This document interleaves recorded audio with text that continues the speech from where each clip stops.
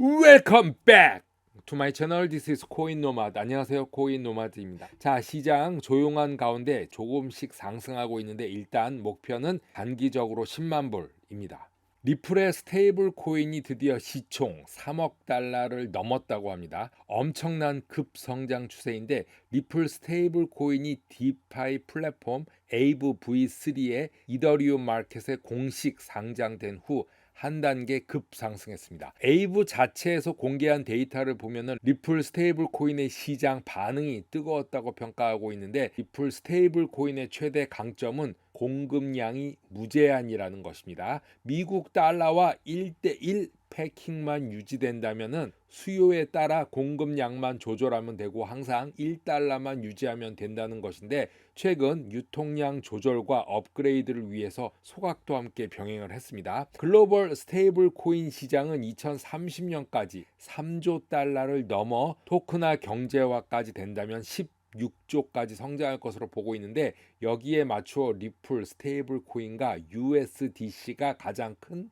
혜택을 볼 것이다 이렇게 보이고 있죠. 그래서 저희도 이 XRP, XLM을 또 보유하는 것입니다. 그런 과정 속에서 리플 XRP를 조금씩 가격 상승도 이룰 것이다 이렇게 보고 있는 것이죠. 리플의 급성장하는 가운데 스텔라 서클사의 USDC는 어떤 소식이 있나 살펴보면은 최근 USDC도 RLUSD 리플 스테이블 코인과 비길 수 없는 만큼 활발히 활동하고 있습니다. 이렇게 부각을 나타내지 않고 있지만 아프리카 40개국에 진출 중이라고 합니다. 송금 수수료를 대폭 저렴하게 줄이고 있다는데 서클사는 아프리카 최대의 결제망 온아프리크와 손을 잡고 2억 개 이상의 계좌에 디지털 달러를 연결하는 프로젝트를 진행 중이라고 합니다. 아프리카 전체를 USDC 송금 시스템으로 바꾼다는 것인데 상대적으로 미국이나 유럽, 아시아 진출만 하는 경향이 있어서 상대적으로 관심이 되게 적은 상태입니다.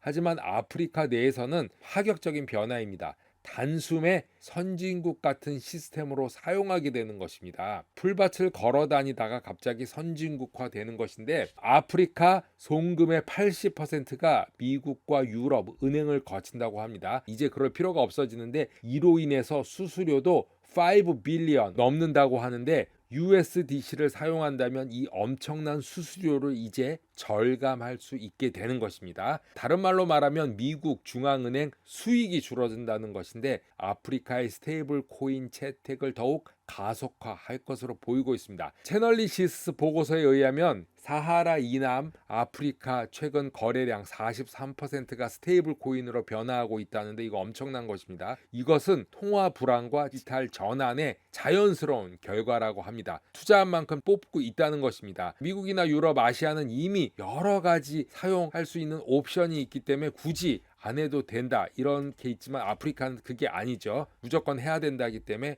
오히려 더 발전 가능성이 크다는 것이죠. 서클은 글로벌 확장 전략의 일환으로서 한 달 전이죠. 서클 페이먼트 네트워크라는 것이 아프리카에 세워졌고 벌써 20개국의 파트너사가 참가하였고 지문 파트너로 스탠다드 차타르 도이치뱅크가 있다고 합니다.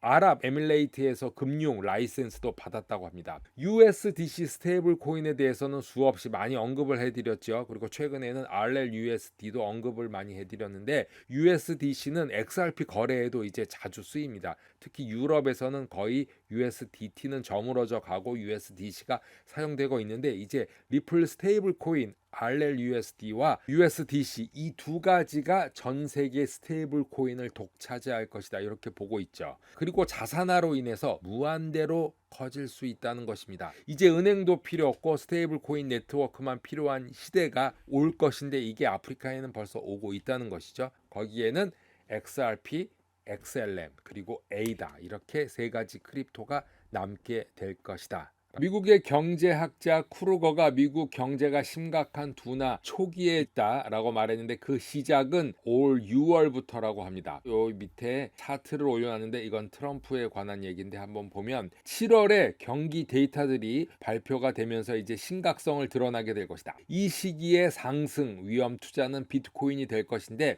알트코인 투자는 투자처가 아닐 것이다 라고 말하고 있습니다. 중기적으로 보면 올해 하반기 강세장이 될지 2008년과 같은 폭락 후 급상승하는 그런 시장이 될지는 모르겠지만 트럼프가 어떤 방향으로 이끌지 지켜봐야 되며 트럼프의 이 감세 정책이 방향을 만들 수 있다라고 봅니다. 관세 정책이 중요한 게 관세 정책은 항상 환율과 변동이 되기 때문에 큰 폭의 위협을 줄 수도 있다는 것이죠. 그래서 트럼프가 굉장히 중요한데 트럼프가 또 감세 정책을 만든다면 또 방향이 바뀔 수도 있습니다. 트럼프의 예상 외에 또 좌익 정책을 도입할 수도 있다. 트럼프의 예상 외로 바이든과 같은 정책도 도입할 수 있다는 얘기인데 변동성이 존재한다는 얘기입니다. 일단 트럼프 1기와 비교했을 때 트럼프 2기에는 공포심이 생길 이유는 없다고 말합니다. 우리가 다 알고 있죠. 어떻게 될지. 그렇기 때문에 여러 번의 하락세는 앞으로 있겠지만 반등도 있을 것이다 라고 전망을 하고 있습니다.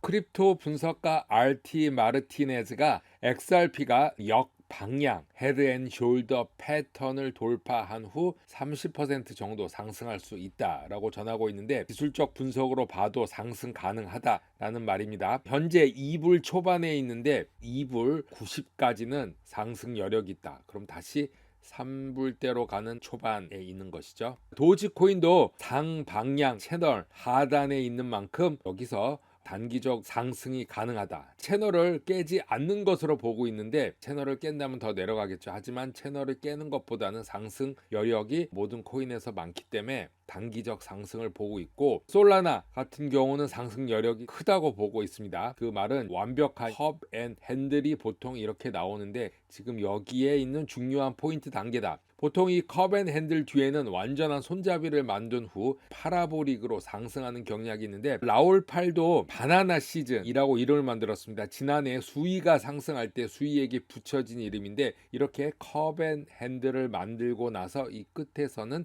파라볼릭 바나나 시즌이 한두 달 있을 수 있다 이렇게 말하고 있습니다. 마지막으로 칼다노 에이다는 단기적으로 하락 채널을 만들고 있습니다. 그래서 하락 채널의 상단에 있기 때문에 돌파하는 것보다는 내려가는 것이 더 유력하지만 이 하단을 깬다면은 상승으로 전환하는 전환점에 와 있다라고 볼 수 있겠습니다. 코인노마드 오늘은 여기까지 하겠습니다. 감사합니다.